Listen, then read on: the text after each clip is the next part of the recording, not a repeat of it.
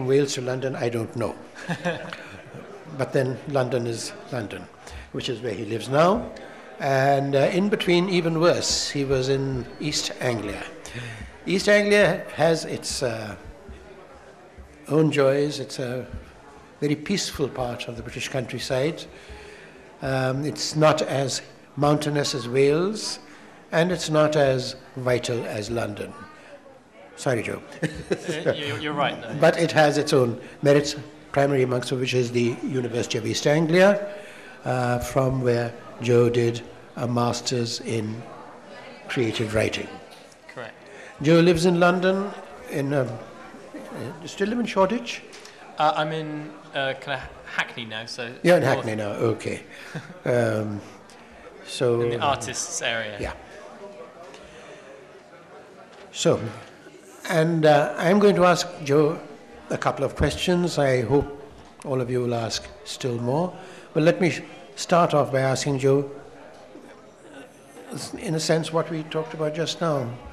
Why from Wales to East Anglia to London? Well, Wales in the first place wasn't my choice, as you can imagine. I was born there, and my mum and dad actually aren't Welsh. My mum is Scottish, my dad is English. So I think I have authentic claim to be a British citizen. I lived in Wales in a relatively small city on the coast till I was 18, and I wasn't one of those writers who kind of starts when they're 6 years old and has written their first novel by the time they're 10 and carries on writing. I was actually a relatively late starter, I suppose. I was convinced I was going to be a rock star for at least 10 to 17 until I was told I didn't have a sense of rhythm. So that put an end to that. And all the time I'd been playing music, I'd been writing the lyrics. I'd never really thought of them as being lyrics. I mean, never thought of them as being poems. And then I got to the point when I was wondering what to do with the rest of my life, since I wasn't going to be a rock star, and English literature and creative writing seemed like a good choice. And yeah, there's this famous course in East Anglia. I don't think I would have chosen to go to East Anglia for many other reasons than there was a good course there. It's very, very flat. It doesn't rain nearly as much as Wales, but it's not, at first glance at least, a terribly exciting part of Britain. But I was there for 5 years and studied both as an undergraduate and as a postgraduate creative writing student. All this time I was studying prose, not poetry, so I always felt that poetry was something that I was drawn to in a way that was kind of unbreakable. I always felt I was going to be writing poems no matter what turn my life took. You know, if I wasn't professional, I would still be writing poems. If I was working in a call center or whatever, I would still be writing poems. But prose not only rather cynically offered a career in a way that poetry doesn't, at least not in the UK. I'm sure it's the same in Pakistan. Or anywhere else in the world. So I decided to focus on writing fiction, and was lucky enough to get my novel published.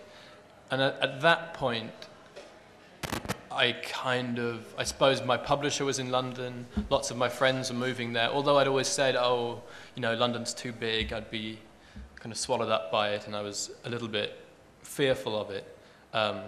Some friends of mine offered me a room, and yeah, I've been there ever since. I've been there 4 years now, and happily settled.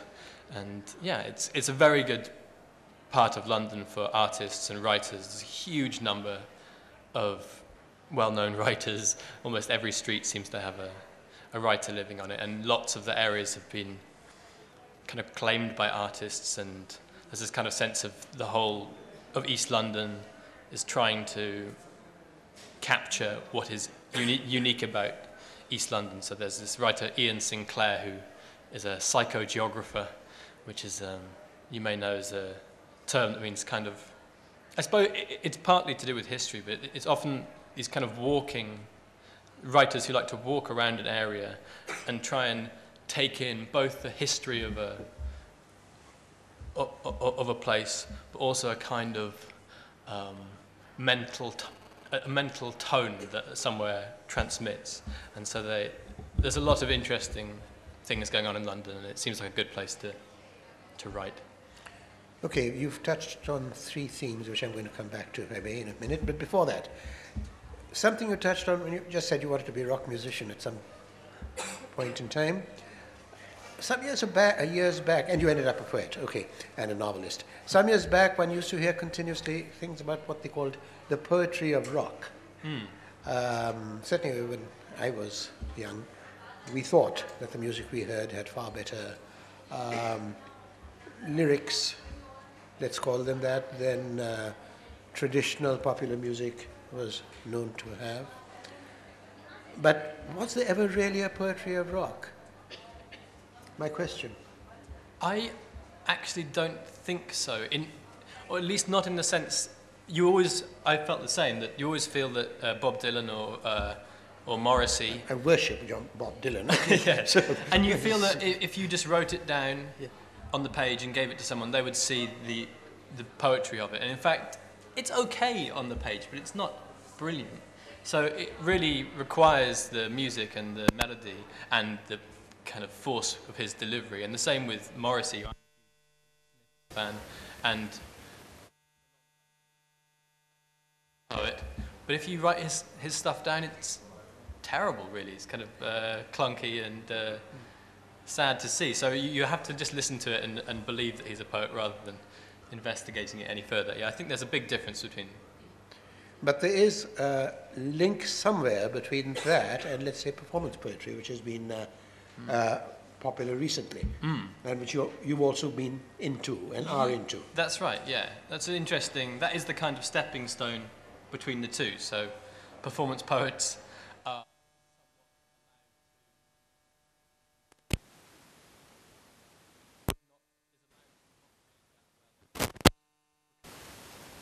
is giving something extra to it in the performance. So there's elements of song, and there's elements of rap music, and you're allowed to rhyme in a way maybe you'd be frowned on rhyming on the page. So there's this kind of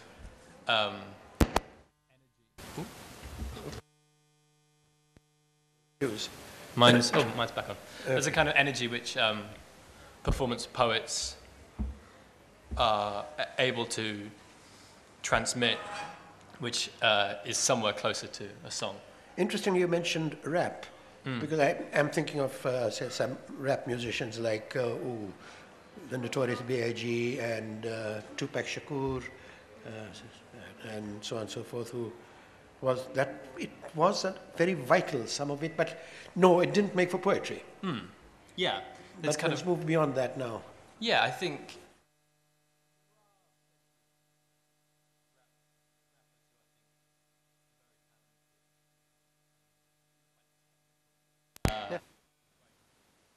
so much like really precise rhythm that maybe you feel like the content is somewhat lacking, but yeah, I think there's a kind of huge competitive quality to rap music, which means that in certain ways I don't think there's any more impressive rhythmical display than a rapper at the height of his powers. Okay, I'm going to move back to another theme that you touched on, and which in a way we were discussing earlier over coffee. Look, my wife teaches art, and one of her parents of one of her students asked her, Mrs. Qureshi, aren't you wasting your time?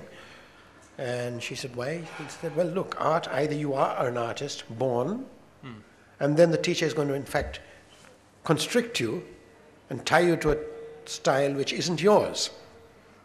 And if you aren't born an artist, you're never going to be an artist anyhow, so why waste time? I'm not going to talk about the answer my wife gave, which is a good one, but I'm tossing a similar question to you right now, Joe. Yeah. And the creative arts. Creative writing program. Yeah, I mean, that's the kind of classic question for creative writing students. Can it be taught? Is it nature or is it nurture? And my feeling is that there are some very key things and shortcuts that can be taught to you about writing In fact, I heard you teaching one just earlier on, the kind of like habit of inverting a sentence because it has a kind of poetic ring to it. And that's, someone can just tell you that that's maybe not such a good idea, and you've saved yourself a few months. And the same goes for prose. I remember being told that I could, rather than having a piece of dialogue, then the dialogue tag, then the physical action. So, hello everybody, said Joe, raising his hand in the air.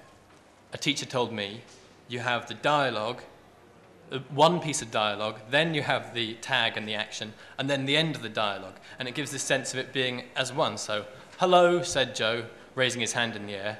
How are you, everybody? And suddenly that character seems to have come to life. I remember thinking, God, that's a revelation. All this time I've been keeping my actions and my dialogue separate, and now my characters seem to be walking and talking rather than walking then talking, which they were doing before. So I think there are all sorts of things, rather mundane things, that can be taught in a creative writing class. I don't think you can teach the desire to write, the passion for it, I suppose there's some element of kind of the ability to notice things and to have an ear for dialogue and all these sorts of things. You can obviously practice them, and it helps to practice in a group of people and to get feedback from your friends and colleagues. But you can't turn someone who's not, you can't just make a writer out of nothing. They have to have some innate quality. Okay, so we're getting some nature and some nurture into this. I tend to agree with you. So whether it takes the form of a formal academic program or an informal group of people who meet and discuss, I guess in a way it's got to be both, isn't it? Yeah, I think so. There's a huge amount of confidence building and excitement you get from working with people of your own kind of level and helping each other to improve. And then there's another side to it, which is speaking to writers who are a bit more experienced and getting some kind of, getting advice from them and hopefully quite blunt criticism from them. You've got to be, I mean, it always hurts when someone tells you that what you've written is rubbish, but you've got to be able to take that on board and work on it. As I noticed you were. Yeah, actually, I would like to add to what Joe said here. I think academics help as far as they tell you something which you already practice, but you haven't really heard it in the form of a rule.